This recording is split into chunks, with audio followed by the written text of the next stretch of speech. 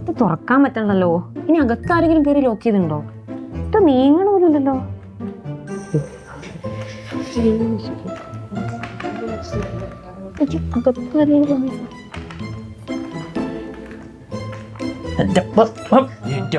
കുഞ്ഞെ അത് പൊളിക്കുന്ന്. ഞാനൊരു ലോക്ക് ഇട്ടിട്ട് ഡോർ തുറക്കാൻ നോക്കല്ലേ. അതിന്റെ താക്കോൽ എടുത്തോണ്ട് വരണം. ഇത് അതിന്റെ താക്കോലല്ലേ? എന്റെ താക്കോൽ എടുത്തോണ്ട് കാര്യം. ഇതാണ് അതിന്റെ താക്കോല്.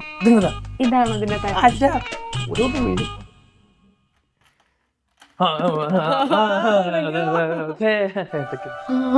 ഇത് പറഞ്ഞപ്പോഴാ വേറൊരു കാര്യം ഓർമ്മ വന്നേ. എന്താന്നല്ലേ, ബാ പറഞ്ഞുതരാം. നമ്മുടെ എൻസൈമിന്റെ മോഡ് ഓഫ് ആക്ഷൻ അഥവാ ലോക്ക് ആൻഡ് കീ മെക്കാനിസം ആണ് നമ്മളിപ്പോൾ കണ്ടത്.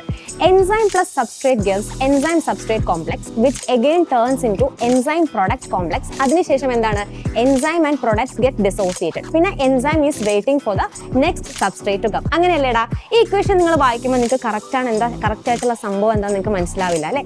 സോ മിസ് ഇപ്പോൾ പറഞ്ഞു തരാൻ വേണ്ടി പോവാണ്. അതായത് എൻസൈംസിനെ നിങ്ങൾ ഒരു കീ ആയിട്ട്, എൻസൈമിനെ നിങ്ങളൊരു ലോക്ക് ആയിട്ട് കൺസിഡർ ചെയ്യാം.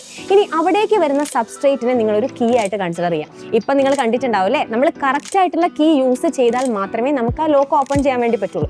അതേപോലെ തന്നെ എൻസൈമിന് കറക്റ്റ് ആയിട്ടുള്ള സബ്സ്ട്രേറ്റ് വന്നാൽ മാത്രമേ അവിടെ എൻസൈം സബ്സ്ട്രേറ്റ് കോംപ്ലക്സ് അവിടെ ഫോം ചെയ്യുന്നുള്ളൂ. അതിനുശേഷം അത് എൻസൈം പ്രൊഡക്റ്റ് കോംപ്ലക്സ് ആയിട്ട് മാറുന്നുണ്ട്, പിന്നെ അത് ഡിസോസിയേറ്റ് ചെയ്ത് പോകുന്നുണ്ട്. സോ ഇത് തന്നെയാണ് നമ്മുടെ മെക്കാനിസം ഓഫ് എൻസൈം ആക്ഷൻ എന്ന് പറഞ്ഞാൽ.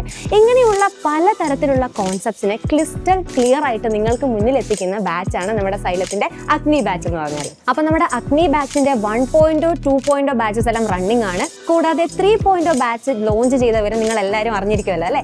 നിങ്ങൾ ഈ ആപ്പിന്റെ ഫീച്ചേഴ്സ് പല വീഡിയോസിൽ കണ്ടിട്ടുണ്ടാവും. അതായത് നമുക്ക് daily live and recorded class available ആണ്. കൂടാതെ ഒരു ചാപ്റ്റർ കഴിഞ്ഞു കഴിഞ്ഞാൽ ആ ചാപ്റ്ററിന്റെ ടെസ്റ്റും നിങ്ങൾക്ക് അവൈലബിൾ ആണ്. അതായത് ഈ ഒരു എക്സാം എഴുതി കഴിഞ്ഞ് കഴിഞ്ഞാൽ നിങ്ങൾക്ക് മനസ്സിലാവും അല്ലേ ഏതൊരു ഏരിയ ആണോ വീക്ക്, അപ്പോൾ ആ ഏരിയ കുറച്ചുകൂടി നന്നായിട്ട് അടിപൊളിയായിട്ട് പഠിക്കാൻ വേണ്ടി പറ്റും അല്ലേ?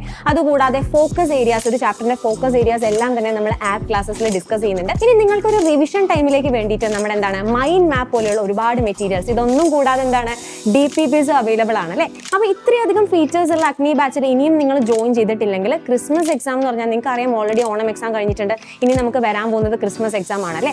ടൈം ഒട്ടും ലേറ്റ് ആയിട്ടില്ല. കാര്യം എന്താണെന്ന് വെച്ചാൽ നമ്മുടെ വിദ്യാരംഭത്തോടനുബന്ധിച്ച് തന്നെ നമ്മുടെ 50% ഓഫ്, അതായത് 15% ഓഫ് നമ്മുടെ സൈലം നിങ്ങൾക്ക് വേണ്ടി ഈ ഒരു ബാച്ചിൽ ജോയിൻ ചെയ്യുകയാണെങ്കിൽ പ്രൊവൈഡ് ചെയ്യുന്നുണ്ട്. അപ്പം ഇത്രയധികം ഫീച്ചേഴ്സ് ഉള്ള അഗ്നി ബാച്ചിൽ ഇനിയും നിങ്ങൾ ജോയിൻ ചെയ്തിട്ടില്ലെങ്കിൽ എത്രയും പെട്ടെന്ന് താഴെ കൊടുത്തിരിക്കുന്ന നമ്പറിൽ വിളിച്ച് നിങ്ങളുടെ രജിസ്ട്രേഷൻ ഉറപ്പാക്കാം.